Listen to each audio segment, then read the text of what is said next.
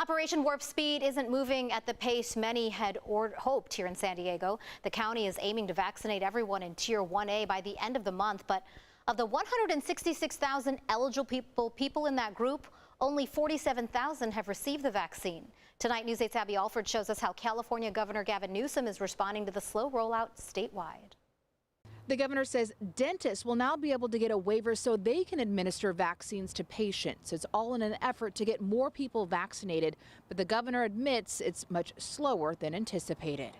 On Monday, a Los Angeles Kaiser Permanente ICU nurse was the first in the state to receive her second dose of the COVID-19 vaccine. But there is reluctance among healthcare workers and other roadblocks. Only 35% of California's vaccine doses have been administered. 1,297,000 doses received, 454,000 administered. It's not good enough. We recognize that. Governor Newsom says in his budget he's asking the legislature for $300 million to support vaccine efforts, including bankrolling logistics and public education, including social media. We are working aggressively to accelerate our pace. We've said this from day one. It's like a flywheel. First 10, 15 days, we're going to slowly start building pace. The state is currently in phase 1A of the vaccine rollout that includes healthcare workers and long-term care residents. The state says a survey on data about vaccine reluctance is underway.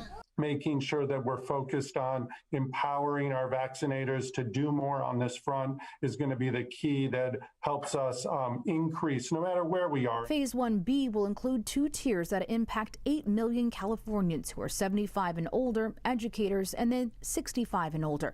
When those rollouts will happen is unknown, but doctors on the Vaccine Advisory Committee suspect the general public will be after that, possibly in the spring. I hear that from folks calling me directly, people that are expressing themselves very forthrightly and understandably around their anxiety of when do I get these doses. The advisory committee meets this week to discuss, not sign off on phase 1C, which includes 50 and older and those younger with underlying medical conditions. The governor says on Wednesday the state's Vaccine Advisory Committee will discuss and decide what teachers will be able to be vaccinated, and if that includes remote teachers.